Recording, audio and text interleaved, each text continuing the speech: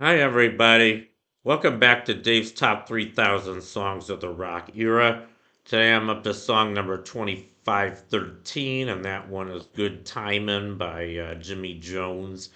Uh, this was just one of two big hits for him. This one went to number three in 1960, and I already featured a cover of his other hit that was Handyman. I featured James Taylor's cover a few songs ago.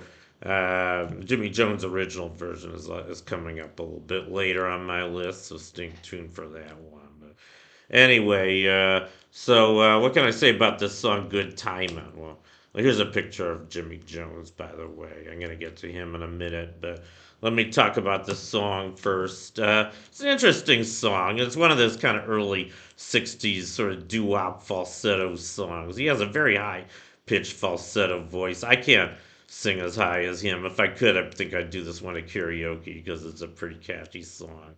Maybe I'll just try to sing a little bit. Cause you got timing, a ticket, good timing, a ticket. See, I told you can't hit it. But it's an amusing song, and it's a kind of a teenage love song. I mean, he's saying that I guess the circumstances by which he met his girlfriend was good timing for both of them.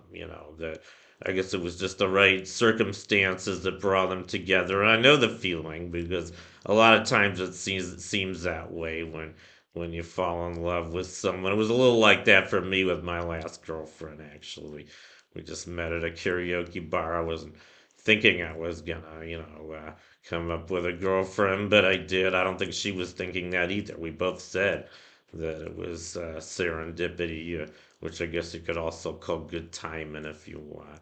And the other thing about this song, there's like three verses of the song. The first two verses, he mentions, other cases of what he thought were good timing. He mentions David and Goliath from the Bible. He says that if little David hadn't picked up the stone when Goliath was there and killed him with it, with a slingshot, that Goliath might have found it first and killed him instead.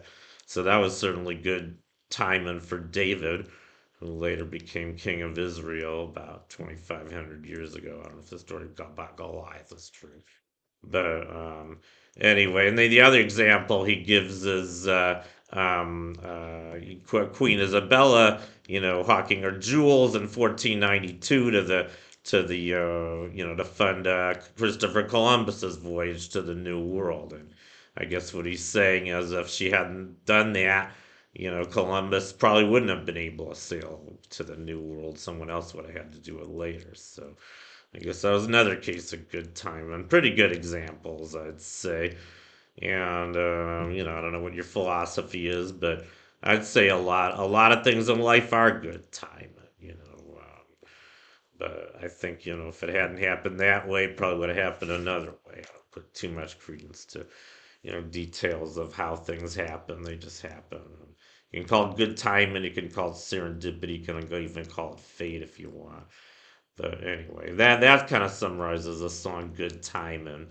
And now I'm just going to talk about Jimmy Jones. Not too much to say about him. He was born in Birmingham, Alabama, in 1930. He died in 2012. I guess he was a soul or R&B singer, but he didn't have very many hits, at least rock and roll hits. He only had two top tens, the ones I mentioned, both in 1960. His first hit was Handyman. He had a kind of a doo-wop version of Handyman. So it's like, come, yeah, yeah, yeah. And I think you guys know that James Taylor had a very kind of slow acoustic cover of that in the late 70s with a very different flavor. And I'm not sure which one I like better. They're very different, but they're both good songs. And Good Timing was his follow up later in 1960. That one went to number three. Handyman went to number two, by the way. And then the only other hits he had, they were both minor hits. He had a hit that went to number 83 later in 1960 called That's When I Cried. Finally, in 1961, he had a song called I Told You So, which went to number 85. So those are the only hit songs for Jimmy Jones. But I do like, the two big ones he had, Good Time and Handyman. And anyway, that concludes my feature on Good Timin' by Jimmy Jones. Thank you for watching. You guys rock, and I'll see you next time. Bye.